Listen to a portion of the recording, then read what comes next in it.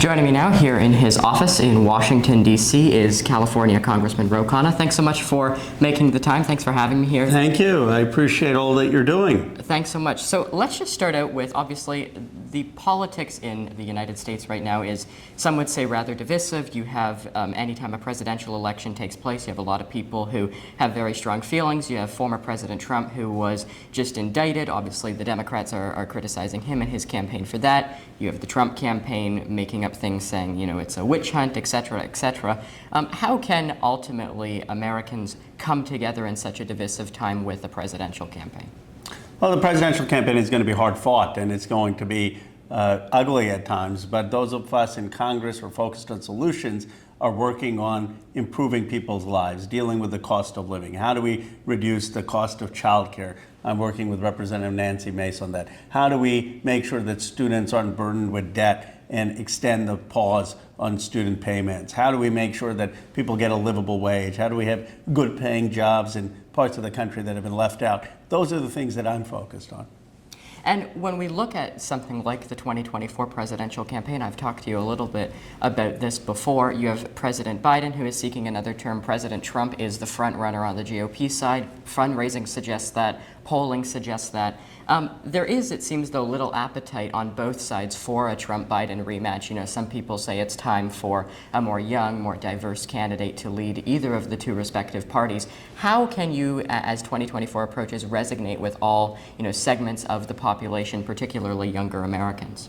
Well, I do think that's a challenge. I think people are hungry in this country for a generational change, and they think it's time for a new generation. And it will be, just not this cycle. But I understand where that sympathy comes from. People have been in Washington way too long. The establishment has made decisions for way too long. They haven't done enough on climate. They haven't done enough on cost of living. They haven't done enough for young people. It's hard to be young in America in 2023. So we're going to have to talk about the record that the president has, what he has done on the Inflation Reduction Act, what he has done on the child tax credit, what he has done on infrastructure. But it is going to be a challenge to convince the younger generation who wants change, and I understand why they want change. And obviously yesterday with Juneteenth, that was something that put a spotlight on various things. Conversations around anti-Black racism started to arise. That's just one example of an issue that people will be talking about as we head into 2024 and into the presidential campaign. But issues like that can also be addressed in a legislative body like Congress. Issues like the cost of living for Americans, all issues that are important. How can Congress as a legislative body take meaningful action on some of these issues in the lead up to 2024?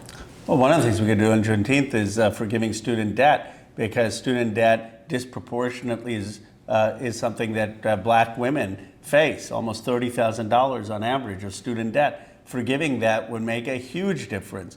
Another thing we should do on Juneteenth is make housing more affordable. The home ownership rate for African Americans is less than 50%. We're at 62% overall. So we need to have concrete actions that are going to help overcome the racial wealth divide and empower the Black and brown community.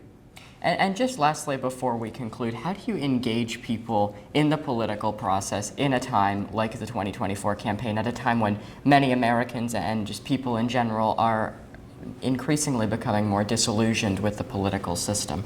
Well, I would say people are more engaged than ever before. We had record turnout in this country in 2020 on both the Republican and Democratic side. And one of the things the hyper-polarized elections have done is show people the stakes. Abortion rights are on the ballot.